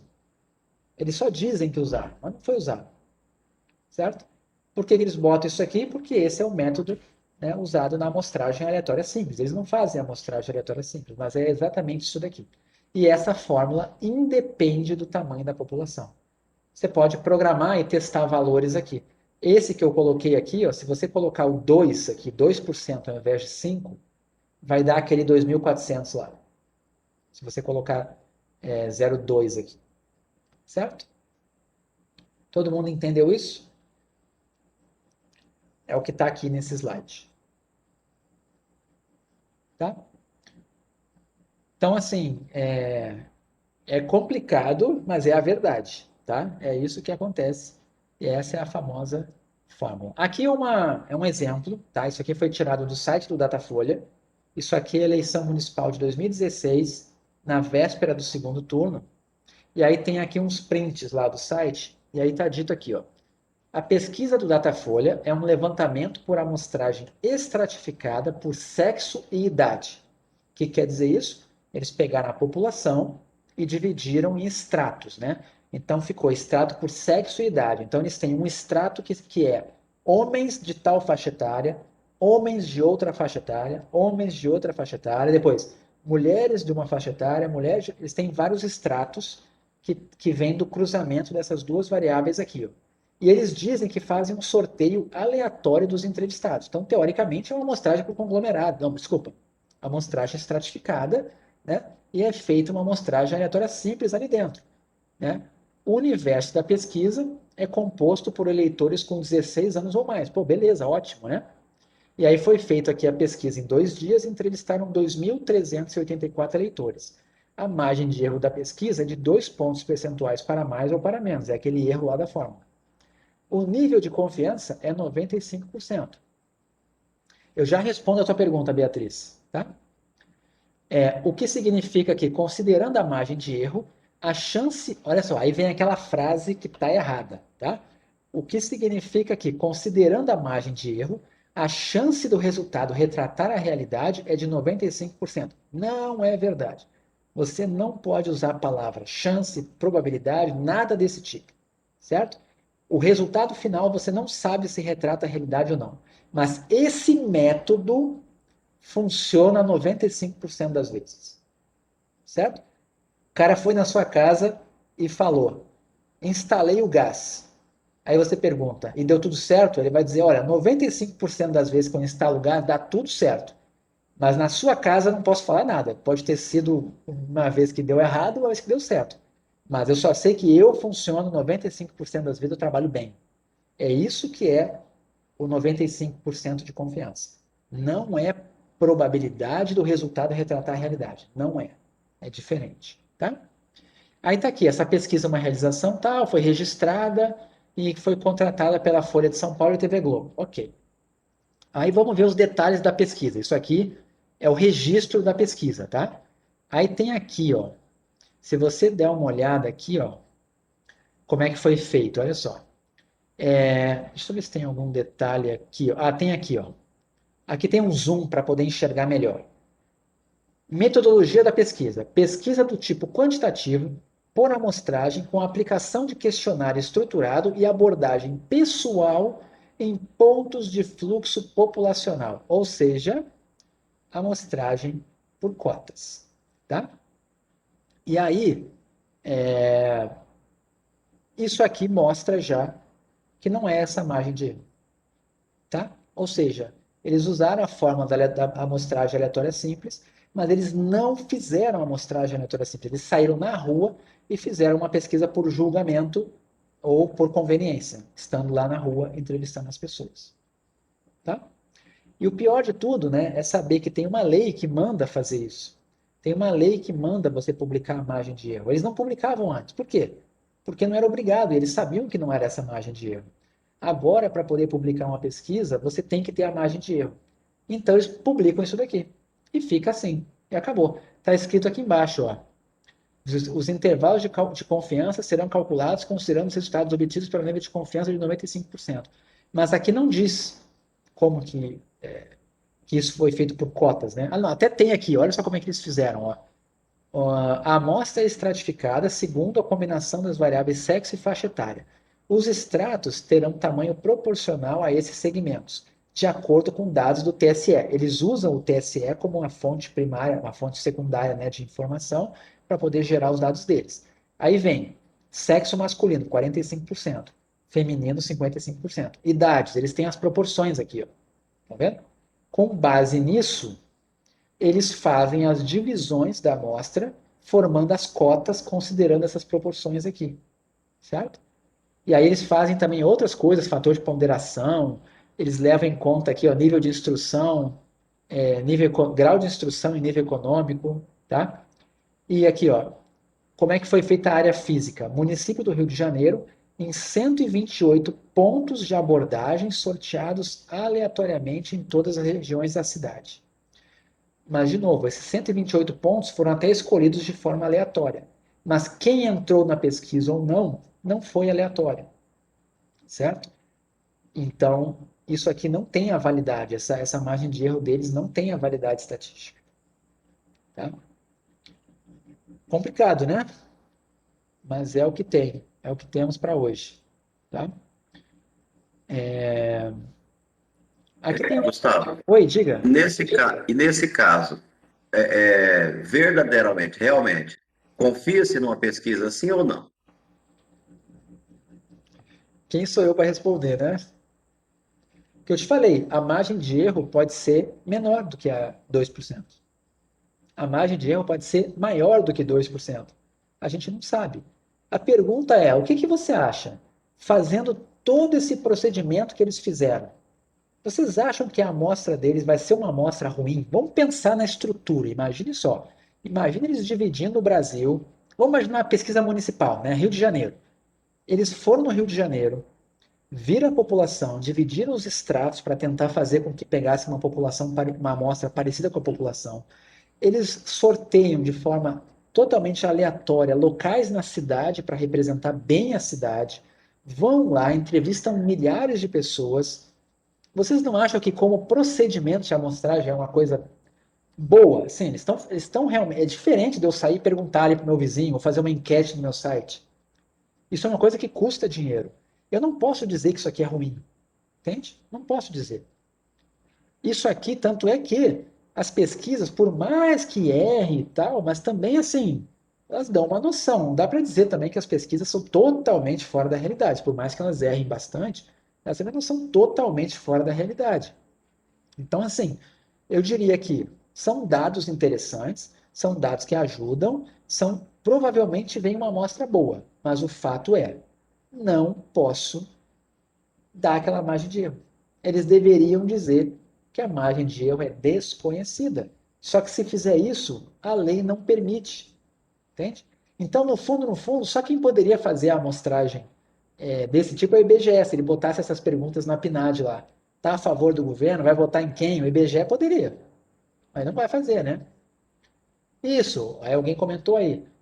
Eles combinam métodos né, probabilísticos com métodos não probabilísticos. Mas se você colocou alguma coisa não probabilística no meio, matou. Virou desconhecido, não tem como calcular.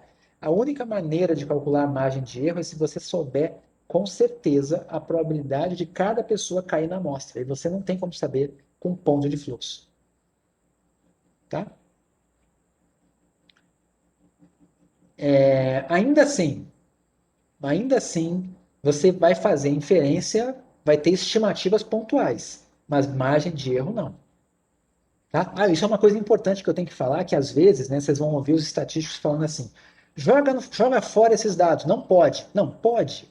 Eles podem dizer 40% das pessoas é a minha estimativa para as pessoas que vão votar nesse candidato, é 40%. Ou 40% das pessoas apoiam esse governo. Você pode. Isso é estatística, isso é inferência, isso é estimação pontual. Mas não é estimação por intervalo, não é margem de erro, que é outra coisa de estatística. Então, assim, a rigor, você está fazendo estatística, mas está fazendo estatística até onde você conseguiu. Porque para fazer uma estimativa, não precisa conhecer a variabilidade. Mas para fazer margem de erro, precisa. Entenderam? Então, isso aqui tem fins estatísticos, sim. Só a implicância é com a margem de erro, não com a pesquisa toda. Mas vocês vão ver pessoas criticando a pesquisa, dizendo que elas não poderiam ser feitas. Eu sou contra isso, opinião pessoal, porque para mim estimação pontual é estatística. Aí vai entrar numa outra discussão. Mas eu poderia fazer uma amostra ruim para tentar induzir a população a pensar coisas que eu quero? Poderia. Aí é outros 500. Mas da maneira como está descrito aqui, não parece o caso. Certo? Nada indica Gustavo, que a pesquisa foi feita para roubar, né? Entende? Diga. só uma curiosidade, na verdade, eu queria... Então, na verdade, essa lei de 2015, né, que você coloca de ter que mostrar a margem de erro, né? Então, foi meio um encaixe, assim, dos institutos de ter que, para estar dentro da lei, estar com conformidade, a pesquisa está, né, em conformidade com a lei, eles utilizam uma abordagem, né, não probabilística, e aí utilizam essa fórmula aí, né, Isso. de amostragem aleatória simples para, digamos assim, né, se enquadrar nos termos da lei, é mais ou menos isso, né? Isso, perfeito. E olha só, aí tem dois comentários ainda, né? Digamos que fosse verdade que a amostra deles fosse aleatória no final. Vamos imaginar que foi aleatória.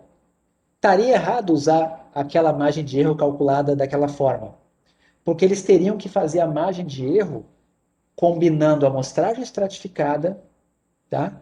Com a amostragem, às vezes, por conglomerado, depende de como eles fazem. Nesse caso aqui seria só a amostragem estratificada. Mas eles teriam que fazer a margem de erro assumindo um método mais complexo. E seria probabilístico. Mas não. Além de ter usado a amostragem estratificada e de ter sido por cota, ainda usa a forma da aleatória simples, pura e simplesmente. Certo? Que é um chute. Isso é um chute. Tá?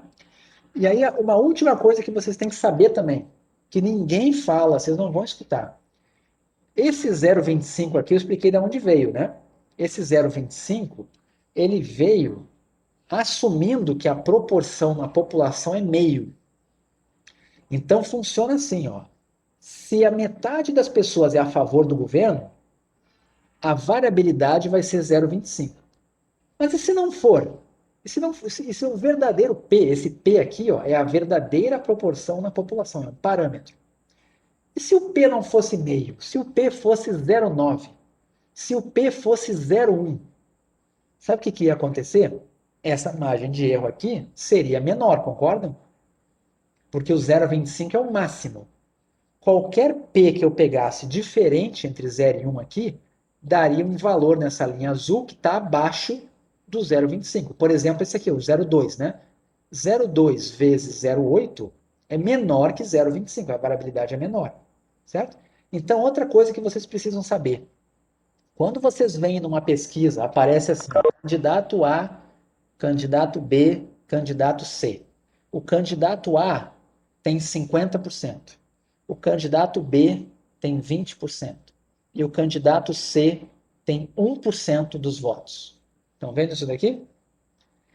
A variabilidade, a margem de erro para esse primeiro aqui, ó, tá? ela é maior do que a variabilidade para esse segundo e é maior do que a variabilidade para esse terceiro.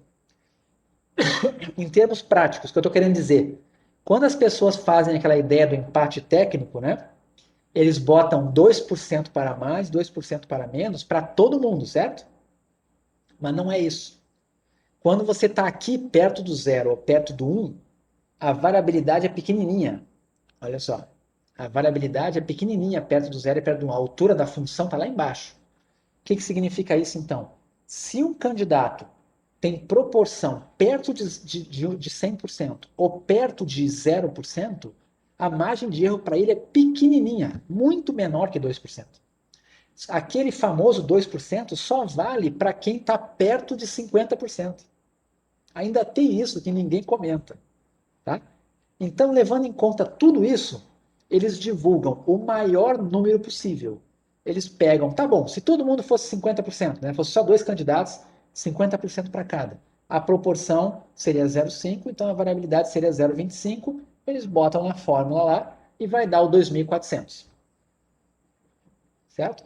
Mas, a rigor, cada candidato tem uma proporção, tem um erro diferente. E ninguém fala isso também. Tá? Então, são várias coisinhas, né, que vocês têm que saber. Aí, qual é a solução? Para de exigir a margem de erro? Não sei. Porque quando você coloca a exigência da margem de erro, você tira da jogada também alguns estudos muito picaretas, né? Mas, por outro lado, isso aqui também fica uma coisa sem fundamento, né? Então, assim, mas o que está aqui é mentira. Então, isso aí até hoje é uma discussão enorme, tá? Existe estatístico assinando isso aqui. Qual é o argumento que ele usa para se defender? Ele vai dizer assim: a amostra que nós coletamos não foi por amostragem aleatória simples, mas nós usamos muitos procedimentos avançados de amostragem, técnicas que garantem uma representatividade, e nós confiamos que os resultados dessa pesquisa não devem estar muito diferentes de uma amostragem aleatória simples. Por isso, vamos usar essa margem de erro aproximada.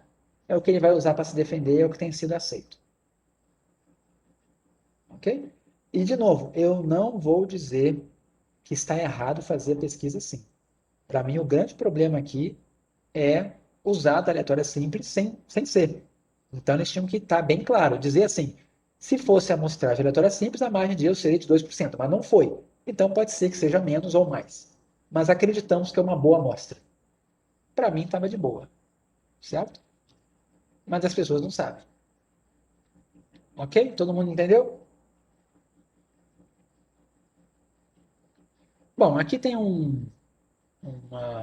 de novo, esses slides, eu dei esse curso no passado com a professora Aline Veiga, né? Então tem algumas coisas que eu me baseei nos slides que eu fiz com ela. Então, esses slides aqui, boa parte deles, a maior parte foi feito pela Aline, então é importante eu citar ela aqui, que é professora do programa também. E aqui tem um materialzinho, se vocês quiserem dar uma olhada, algumas dicas, né? Um guiazinho para você fazer a amostragem, mas é mais curiosidade mesmo, uma leitura complementar.